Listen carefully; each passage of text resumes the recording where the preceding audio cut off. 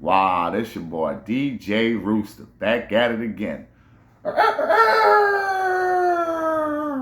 Wake your ass up, because New Orleans never sleeps. You heard me? Yeah, I had to put my intro. I used to put my intro at the end, my tag, my Rooster tag. I used to put that at the end of the video, you know. But I'm excited for this one. So, you know, I got to do my ball spin with the perfect spin, so you know it's going to be a good video. Oh, man. First things first, no script for this one. This is going to be a bit stream of consciousness. You know, I'm just going, you know, right off the dome. I have like a couple things I jotted down. So if you got low attention spans or if, you know, that's your thing, just stay tuned. You know, just let you know ahead of time. Second thing, if you all are fans of Jrue Holiday, y'all need to sub right now because you have not found a bigger Jrue Holiday fan than me. Jrue Holiday's #1 fan right here for good reason. But today, you know, we're going to cover both of the games a little bit. You know, this is mostly going to be a Jrue Holiday glazing video. All right, mostly. So prepare for that. As I've done on my channel, check my channel. So I think I probably have more Jrue Holiday videos than everybody on YouTube combined. You know what I'm saying? And just more videos talking about Jrue Holiday. One of the most underrated player in the history of basketball. Honestly, it's not even close. He's finally, it was further before, he's finally getting the respect he deserves when he went to the Celtics. But even in New Orleans, he's like, Jrue Holiday in his prime was the second best guard in the league. Yes, I'm gonna get into it. I'm getting into yes. I'm not triggering a lot of people. Better than Dame Lillard, better than Westbrook, better than all these dudes. Steph Curry was the only guard, and maybe Chris Paul. Chris Paul and Steph Curry were the only two guards I would take, you know, over Jrue Holiday in his prime during that time. And even Chris Paul is kind of, you know, iffy because Scott Foster and the refs hate him. So that's like, you know. When you get to the postseason, you got Chris Paul and teams, like, you know the refs going to screw him at some point. So it's like, you know, do you really want to make that investment? Because you know how it's going to end, you know. But, yeah, we're going to get to that later. First, let's talk about, you know, the Hornets. And quick disclaimer, we're going to get to some sports betting tips over here, sports betting shit.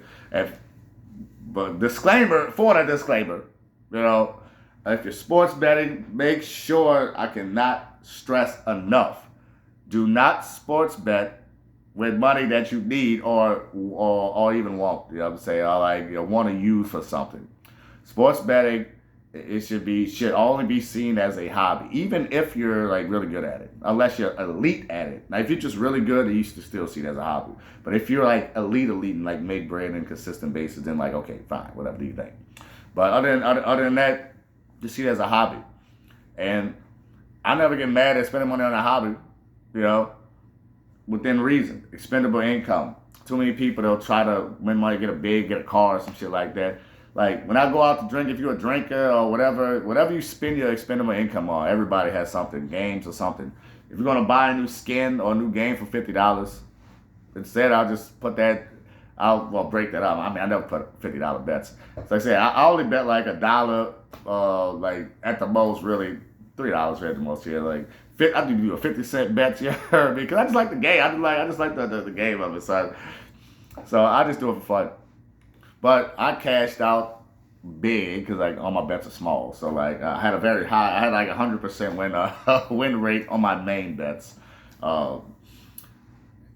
Portland money line. So I knew Portland. I don't bet against Jrue Holiday in the postseason. I don't.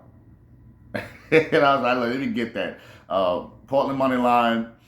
I parlayed that with Hornets money line. Scared the shit out of me. Not gonna lie, hey son. Kobe White's my hero now. Hey son, Kobe White, son, you are my hero, dog. That fucking shot that one shot made me bread, dog. Cause I parlayed the Hornets money line to fucking everything, you know. Now I did hedge my bet. Now I did put the Heat, so I still wouldn't have lost overall. I just would have made even, really. It's how I like structure my bets, you know what I'm saying? And it takes a while to really structure in a way like that. You really have to like pump your bets up with different like off-ball stuff that you really, you know. So I say, once again, if you ain't willing to put in the work and invest, don't spend your money on sports betting. You know what I'm saying, like that. Just whatever. Like if you want to buy some snacks or buy like a bag of chips, like, you know what? Instead of just like $5 bag of chips, just put that in a bet. And then there's also a good way to manage your habits outside. You know what I'm saying? Like if you're spend too much on junk food, and that's a habit. So hey, look, instead of this, I just put that 5 on a little thing.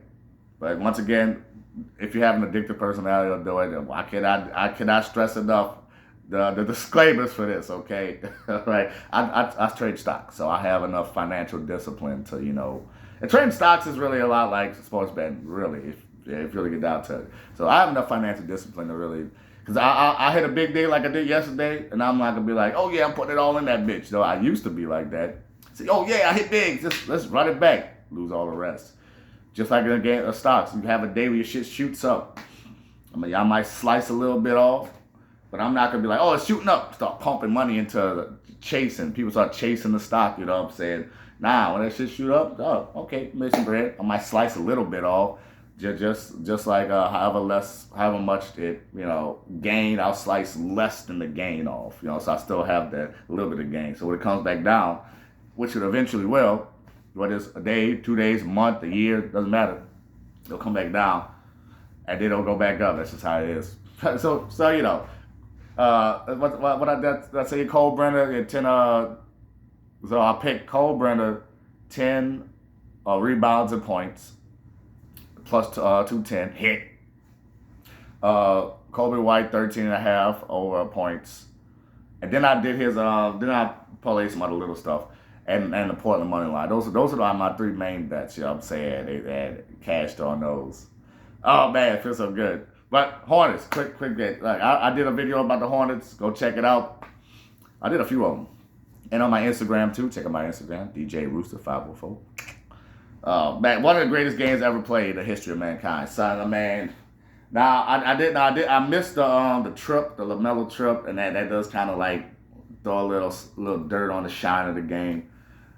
Cause I mean, I'm a big LaMelo fan. I would say LaMelo should be in the MVP conversation. He really should be. Like by all statistical measures and by MVP metric, he should be in there. But once again, toxic NBA fans. There's certain players that they hate. LaMelo was on that hate player list until recently. LaMelo Ball, Zach LaVine, Trae Young, John Morant, player like that. They were like, I call it the hate group, you know what I'm saying? NBA fans just hate them because the media tell you hate them. And, fans are toxic. They just don't like the play style for whatever reason. It's a 2-guard thing, Most fans, don't understand 2 guards are meant to go get buckets. That's their whole fucking thing. But fans for some reason hate players that shoot the ball. You know what I'm saying? But they love other ones that do it. It's weird. It's weird though. You know what I'm saying? They love motherfuckers like CJ and Harden. But you hate Zach LaVine. It's weird as hell. You know what I'm saying? NBA fans are weird. Most toxic fan base. But anyway, y'all got a free financial lesson and free all this shit. So the Hornets. I really picked them to go like far before the season too. So I got a few preseason bets, for the Hornets making the playoffs, and I have a couple for them going to the finals. And I don't really expect them to go to the finals, but I'm gonna cash them out. You know what I'm saying? I got like 3 of them, so I'm gonna cash one during the playoffs, and if they win another one, I'm gonna cash that. If they win on the first round, I might cash that because I think they could make an upset. I really think they could make an upset. And what was I saying? I don't know. I just had a brain fart. But whatever. Like I said, we're doing this to streamers consciousness video today. I just got up excited. Got up late. I just want to talk some basketball. Give you some friendly advice in the beginning of the video before I get into the meat of it. Because, I actually was thinking about doing some sports betting videos, but I really don't even want to be attached to people's money like that, because I do it for me because I have my own thing. And I'll give y'all like very surface level like advice. Like say if y'all would have listened to my video before, y'all would have hit because I told y'all to pick Kobe White. I think I told y'all to pick Cole Brenner. No, I saw Cole Brenner at the end like late. I was looking at the lines. I saw him. I'm like plus 210 for 10 points of rebound. Man, give me that. That's easy money. So once again, I can't stress enough. But the Hornets. So if they make it far, then you get the cash out. But most importantly, basketball wins. Because, I just love the game of basketball, and I love the way the Hornets actually play the game of basketball. And it's always been like that. Even last year, it was a fun team to watch. But casuals, all they know how to look at is win-loss records. That's why the NBA is more talented as ever been. But you got dummies like Tracy McGrady and like media who is constantly talking negative about the sport. And don't understand that it's not that the league isn't talented. Is that the front offices are garbage. Nobody really knows how to run teams. That's really the main thing. So I love watching teams because I actually watch the game. So if you watch the teams and understand, you see how inefficient most teams are. Inefficient. Most teams don't run a fucking point guard and a fucking center. Now you're about to get me started back on it because that's my biggest thing. The league is more talented than it's ever been. But we talking about LeBron and nepotism, but most of these front offices have their family, friends, people like. That's why every NBA team is ran so garbagely because none of them really ran on merit. Golden State, garbage. Steve Kerr brought his son Nick Kerr. What? How the fuck? Don't even start on Steve Kerr's bitch ass. I don't care if he lost a bet. Somebody said Nick Kerr lost a bet. Nick. Somebody said Steve lost a bet to Michael Jordan. I don't know how true that is, but if I'm this dude's wife, bitch, I'm not naming my son Nick Kerr. Like, son, who the fuck you think you are? I don't give a fuck. You could have lost your bet to Jesus motherfucking Christ. Like, I'm not naming my son Nick Kerr unless. Hey, that's all I'm gonna say about that. yeah, no. Oh man. But let's talk about Miami a little bit, Spin our wheels on Charlotte. I love Charlotte. Keep watching. They're good. They're gonna be good. And they're gonna stay being good. Just watch the games and you get to see how a team is functioning. And Miami's another one. Like they don't run a true center. They finally that's why I really got worried because Miami in the last game they showed the Bam and Khalil Ware lineup. Oh, I'm like, when I saw that, I'm like, no. Are they finally, is Miami finally going to run efficient basketball? Damn.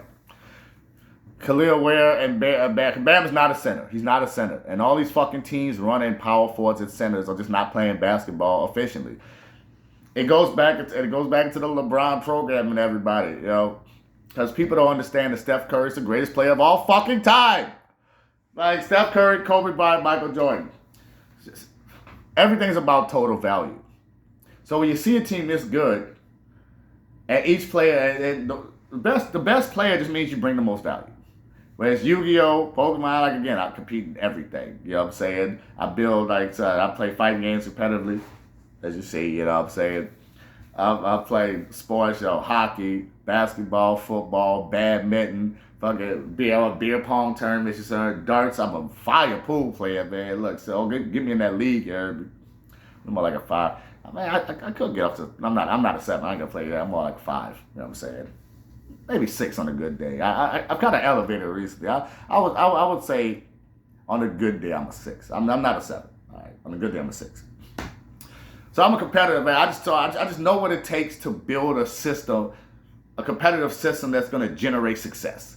No matter what it is, you know what I'm saying? Because really the art of competition is the same. It's about total value. For the nerd part real quick.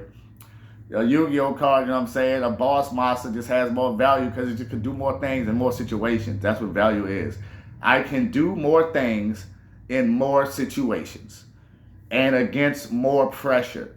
It's easy to be a 20-point per game scorer when you don't have to have when you're not the primary scorer. You know what I'm saying? But when you put an actual NBA level primary defense on you because you're the focus, then it's a lot different. You know what I'm saying? Like a wide receiver, you know what I'm saying? Total value. That's how you really understand how good someone is, like the total value you can bring. I say all that to say that Steph Curry has brought more total value than any other player in the history of the fucking game. That is Kobe and Jordan. You know what I'm saying? Now, I put Kobe, now they're all in the same tier. I go tier. It's hard to put like a true goal. It's stuff like you really have to break my balls on it. True. I don't even know really, because Kobe 81 is still the most impressive thing ever. But really. But the point is, bring it all the way back about small ball. Steph Curry is the greatest player of all time. So it didn't matter what the fuck Golden State ran. They were going to win. And people don't understand that. They think, oh, well, the system and Steve Kerr and Draymond and Klay Thompson, all overrated. Klay Thompson, overrated.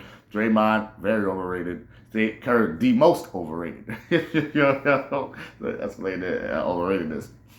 It didn't matter. You could have ran Curry out with 4 fucking centers and they still would have won a chip. With me coaching. That's how great Curry was. Like, so I've never seen some shit like that. Kobe's the only one that could take, only other person that could take such a trash roster and win with him. But Curry, he could take a trash roster and actually, get to the finals without help. LeBron did it with help in a weak-ass East, you know what I'm saying? But now that was that one year, 2018, they keep talking about that team, but Indiana should have won. Oladipo and them, the refs cheated them. So they should have lost. Indiana should have beat y'all. So I don't want to hear that shit. Shout out to Victor Oladipo, man. Son, I feel bad for him, man. Damn, man. I feel bad for Victor. That's my dog. But yeah, so all these teams are running small ball centers and small ball, and not running true point guards because they look at Golden State. It's like, well, Steph Curry's not. He's running more like a 2 guard, blah blah blah. So they didn't really run a 2-point. They ran no Draymond a point.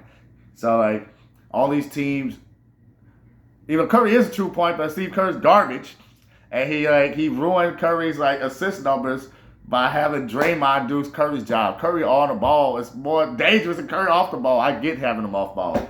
Don't get me started. That's a Jim Parks thing. He can tell you about that. Curry needs to be on the ball, to maximize his, effectiveness. But all these teams, they look at Golden State and think, oh, we should do that. But you can't replicate it. You don't have Steph Curry. So Miami's another one of these teams who freaking play small ball. Oh, yeah, and they've been fucking them over. And I don't get it. Every team who's gone to the finals in the last 20 years, only a couple small ball teams have actually even made it. Miami, that 1 year with Jimmy Butler. Even when Golden State made it, they had centers. 2022 is probably the smallest Golden State ever was. You know what I'm saying? Because before that, they had, JaVale McGee. They had Andrew Bogut. So, small ball's never been a thing. When the Raptors won, they had 2 defensive players of the year, and Serge Ibaka and Marcus Gasol, big dogs. And Serge is a power forward, his big ass. So, inefficient basketball. Man, this video's way longer than expected. All right, I'm going to have timestamps, you know what I'm saying? Once again, kind of go off the cuff. Didn't really have film notes to keep me focused. But, I'm going to talk about Jrue way more. So, all right. That's enough of that first game. Miami, fuck them. They deserve what they got. For desecrating the history of the NBA, you deserve what the fuck you got. Period. That's why I don't feel bad. Miami really should have won this game. If it wasn't for LaMelo doing this thing, I think Miami would have won. But karma got you. That's what you fucking get. If Bam would have got his shit naturally, then okay. But the entire team put together that nonsense. And now you got basketball karma. I don't want to fucking hear it. Good riddance and stay the fuck out. Any other year, I usually put preseason bets on Miami before the season. Every year, normally. Because Miami's always one of those sleeper teams that could make some noise if they actually get in. But the problem is they've been to play in. If they had an actual playoff, if they could get an actual playoff series, then I would have, I would pick them first, no matter what. Because championship experience, like I say, playoffs matter. Playoffs matter. So fuck Miami. That's enough about them.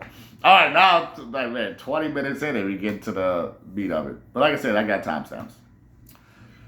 Jrue Holiday, second greatest guard during his prime. Say what you want. Total value.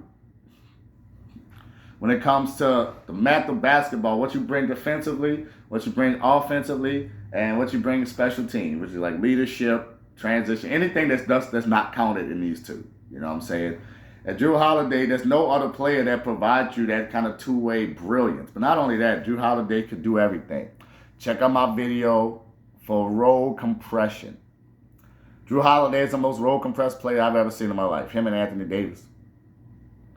You know? Jrue Holiday is the top 5 defender of all time. We gotta go. All right. So let's back this up and start from when I first became a real Jrue Holiday fan. Now, it was the year that the Pelicans finally made the playoffs. Because look, when the Pelicans first acquired Jrue, I saw he's pretty good. But honestly, and look, I gotta keep it 100. I was younger, so I mean, perspective is a thing. So I was really mad at Jrue, because we picked this dude up who never played. And we actually got some picks from Philly because he didn't play that much when we first got him. So Jrue Holiday really cost us 2 seasons because he was good and we would have made the playoffs, but he was hurt and all the time. But when he finally came back, there was like something happened with his wife and kid was like sick, or the kid was like sick, and he missed like in a whole season. But the timing of it, it really cost us 2 seasons because he missed like half of one and half of another. He came back at like the end of another season. So Jrue cost us 2 seasons, and we had enough talent. We had Tyreke Evans, and then we was building a team. We had talent, and we was just so close. It was like, man, if Jrue was here, we would have been playing. And I had a grudge against Jrue when he was first out here. I said, man, what the fuck this injured ass dude is? He's good, he's playing, but that motherfucker. And then he was back, and we was rolling. This was the year we went to the playoffs with Tyreke Evans and them. Not the next one with Boogie. And I'm watching a random game, and I'm just like, okay, he's pretty good. I always thought, he's good. That's what I wanted. He's good. So I'm watching a random game. We're playing Golden State, and I will never forget this game. Once again, my mindset, I was not a Jrue fan. So everything I'm saying to you is purely from observation. I'm not making this part up. I'm watching Golden State versus the Pelicans, but they had Kevin Durant. I'm watching Jrue Holiday lock up both Kevin Durant and Klay Thompson in the same game. And I was just doing homework and watching the game. I stopped. I put my shit to the side, and I just looked at what I was watching. I'm like, what am I looking at? And I'm looking at this dude lock down Kevin Durant and Klay Thompson in the same fucking game. And then, like I said, I put my homework, and I'm like, nigga, what? And I had to, back then, it was actually rebroadcast the games. You'll watch it once, and then they will come and they'll play it again like 2, 3 o'clock in the morning. Rewatched the broadcast, and I had to study. I'm looking. I was like, who the fuck is this dude? Jrue, I didn't know he was built like that. And since that day, I just really started watching. And as I watched Jrue Holiday every day, every single minute of every game, I'm looking, saying, this greatest defender of all time. I don't want to give a fuck. Son, I've never seen the dude can guard every position. They always say people can guard every position. But only dudes like Jrue Holiday and Anthony Davis can really guard every position. Because I watched Anthony Davis guard 1s and 2s on the perimeter, locking him up. So I watched that. I watched Jrue Holiday lock up Jokic in the fucking post. So y'all don't understand, because and a lot of people hear this shit and just disbelieve it because they are told certain things about sports. You don't actually watch sports, and you don't understand how to break down tape. Same with fighting games too. Like I analyze tape and anything. That's just a thing I do. I watch like fighting game matches, and you'll see a lot of players, the good ones, they'll understand the shit that's going on. But like bad players, or even like just good players, what separates a good and a great player is that a great player can understand tape and see why motherfuckers got him the way they did. They can see, he trained me 3 different times. He left an opening over and over and over, and allowed me to punish that shit over and over and over. And then at the end of the game, when it was on the line, he left the same opening, and then he executed a counter to your counter, fucked you over. Now that's what separates the greats from the goods. In anything. Once again, all forms of competition are pretty much the same. Talk about total value as chess is another one I like to use. The queen has the most total value because it has the most rows compressed into one. Jrue Holiday, row compression. He has all the rows into one. He's a ball handler. He's a elite defender, one of the greatest defenders of all time. He's a good scorer. Now, one thing I wish, if Jrue Holiday was Portland scoring Jrue, if he had that in the Wallets, right, because he's taking the scoring to another level. His defense isn't as good as he used to. Of course, he's old as fuck, and that was my. That's why I didn't really watch as much. I just figured he's older, so just break it down a little bit. But I started watching him more. And my son Drew's defense is not as good, but shit, this dude became a knockdown shooter because he was a good offensive player. He was a 3-level scorer. He could finish around the rim. He could break it down. He had a handle. Like Jrue Holiday, he could be a facilitator. He could pass the ball. He had point guard skills. He was a true combo guard. Jrue Holiday wasn't a point guard masquerading as a 2-guard or a 2-guard masquerade he was a true combo guard. Now he could do everything at a similar level, right? Now he wasn't as consistent as he is now, but he could knock down 3. He was a good 3-point shooter. He was a good mid-range scorer. He was a really elite finisher. But now he's elite at everything. So he's elite. So when the ball goes up, I just assume it's going in. So Jrue has become an elite scorer. And yes, I will say, before the people start getting in there like, oh man, look, it was Scoot Henderson and Denny Avdia. Look, hey, Denny Avdia is a monster. Washington is an awful franchise. Remember I told y'all, it's not about the players being bad. It's about these fucking teams being garbage. You Washington, you let Denny Avdia go for nothing. Like, they keep giving rid of all their good players. You can't take forever because the league is too talented. The league is too strong.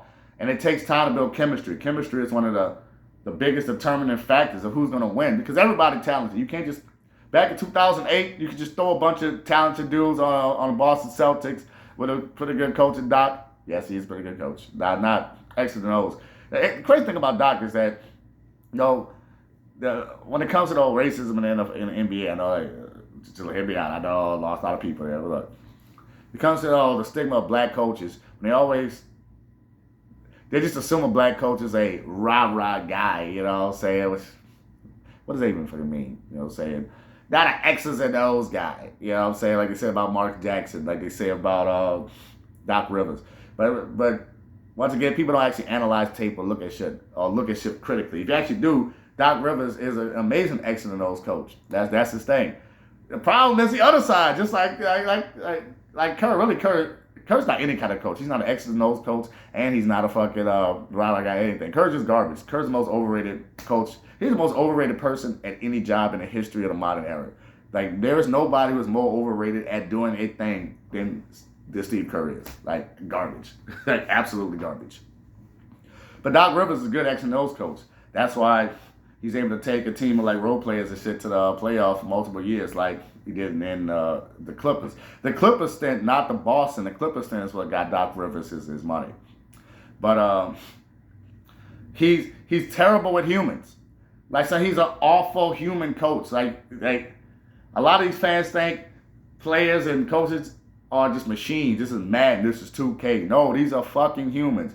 Doc throws people under the bus all the time. He don't know how to relate to people. He doesn't take no accountability. He's not a leader. Doc ain't a leader. He's just really good at X's and O's. Kind of like Nick Nurse in a way, you know what I'm saying? Even though Nick Nurse is kind of stupid too, you know, if you listen to Philly fans, especially a running back Philly, shout out to running back Philly, who looks just like one of my homeboys. But I say all that to say, come back all around. That's why talent isn't as good enough to win now, because back in 2018, Doc Rivers and them got to 2008, put a bunch of talented dudes on the team, they was able to win. That's not it anymore. The league is too talented for that. The league is too deep. Role players coming off the bench doing too much, you heard me? You can't do that anymore. So you need dudes who can make a competent roster. And people who can look at Jrue Holiday and say, he's not that good. You don't know how to build a competent roster. You traded Jrue Holiday for Dame Lillard. Jrue Holiday is a superior player to Damian Lillard. He is. He's always been. I watched Jrue Holiday lock down Dame Lillard in the fucking playoffs and give him 20 on the other side. So on what metric are you using to say Dame Lillard is a better player? He's just a name. So I've been saying this all this time, and it's been 10 years, bro. I've been fucking beating this horn, dog. Like I always say, dog, I'm always eventually right when it comes to sports. Not at first, but I'm always eventually right. Like, so the shit I be saying comes true like years later, I'm just glad Jrue Holiday is finally getting his fucking his glory, what he deserves, And KD, yeah, that's what it was. Remember, I ain't going to know. I ain't going off of notes. This is just pure. It's a pure stream of consciousness. So let's see how it goes. You know what I'm saying? I have no notes, but one note I did write that I could wrap it up on is Kevin Durant, Jrue Holiday.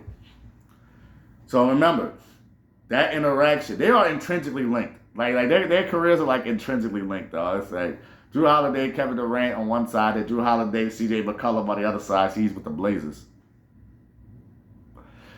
And they both play for the Wallets. Their careers are like linked. So when Jrue was on the Bucks, no, even before he was on the Bucks, when he was still with the Pelicans, they were way after that, like a couple years after that game. In an interview, y'all can look it up. Kevin Durant. This was years ago. This was before Jrue even went to Milwaukee. Years ago, in an interview, Kevin Durant was asked about, who player regards you the best? Interview leading question. It's like LeBron, Tony Allen, blah blah blah. These people, and then without hesitation, Kevin Durant said, "Jrue Holiday. Nobody guards me like Jrue does." This is Pelicans Jrue, mind you. So we flash forward, fast forward. Flashback? No, it's not a flashback. Flash forward. Flashback?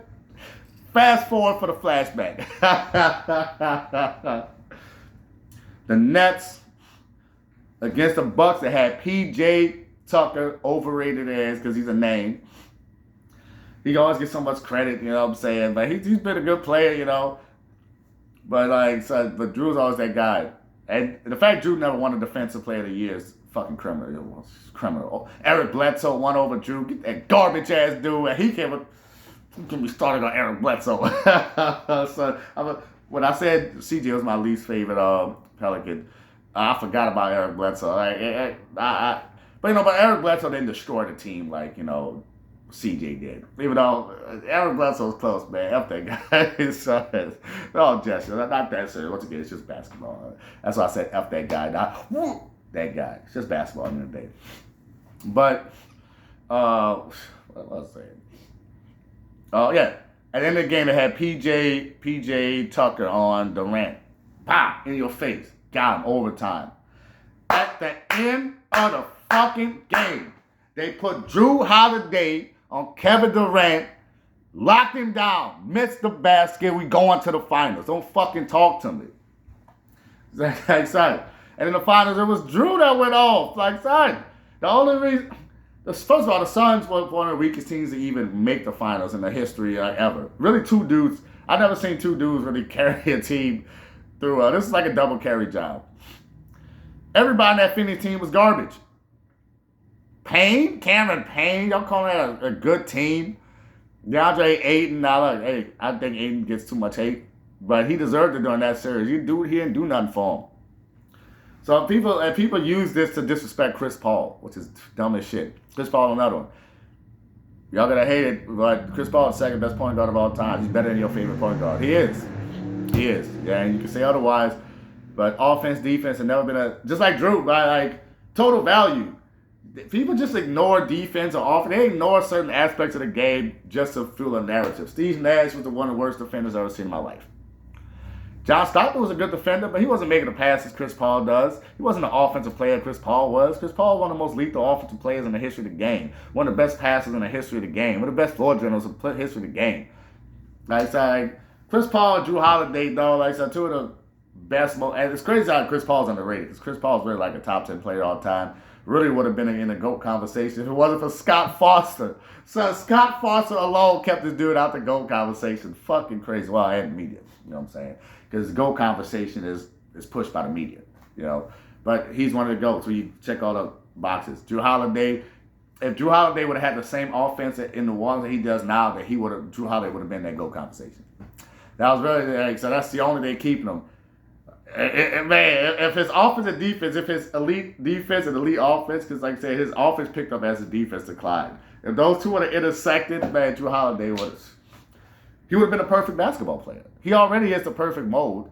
Like if you're building a player, he's the guy you up. You know what I'm saying? Like, he does everything. He can do everything. You know, you need a point guard? Okay. You need a shooting guard? Okay. You need somebody to guard the best player? Okay. You need a playmaker? Okay. You need a leader? Okay. Playoffs matter. And when I saw Jrue Holiday lock up KD in the playoffs, I knew it was winning. Jrue Holiday got the dudes with a chip. Like, Jrue Holiday was the one that carried him, not Giannis. Giannis, very overrated player. Giannis has never been as good as Anthony Davis. But yeah, I've been hearing that for so fucking long. Anthony Davis, Prime Davis was always a better player than him. Like, I watched this dude choke in the playoffs too many times. He had one good run, like Dirk. He's really a new age Dirk, very overrated player. He had one good run, choked a lot in the playoffs. Dirk is great, Hall of Famer, lowest level Hall of Famer. Giannis is great, Hall of Famer, lowest level Hall of Famer. Playoffs matter. Giannis and Dirk has choked way too much in the playoffs to like me put them in higher. I watched against the Miami. He was hurt, but you know, Milwaukee won the games that Giannis was hurt in that playoff series. So people want to use that as an excuse. I say that because they use that to disparage Jrue Holiday. You know, I'm on that 40 minutes. Man, it's a 40-minute video. So I'm gonna upload the whole thing, but I might split it up. But, you know, like I said, I just had to go off on Jrue. I had to go off and, you know, talk about shit about Jrue. But, you know, one of the best players of all time. I'm excited for Portland. I'm excited for Charlotte. I'm excited for basketball, you know. I can really talk Jrue Holiday, like, all day. And I'm going to make another, like, dedicated, more organized Jrue Holiday video. But after this, I've been holding this in. I just need to get it all out there, you know what I'm saying? So if you're stuck with me this far, I appreciate you. Remember my tips from the beginning when it comes to sports betting. I cannot stress enough. If you're sports betting, only use expendable income and don't chase the high, and don't try to fill a hole. Don't chase a high, don't fill a hole. You're in the hole, okay, here's what it is. Don't try to fill it up. You know what I'm saying? Just keep consistent. And if your method works, then over time it's gonna even out. But that's be it for the day. I'm your boy DJ Rooster. Wake your ass up, because the water's never sleeps. You hear me? Make sure you check out my Instagram, DJ Rooster 504. Check out my other social. Got links in the description. I got time marks. I got all the things. Y'all have a wonderful day.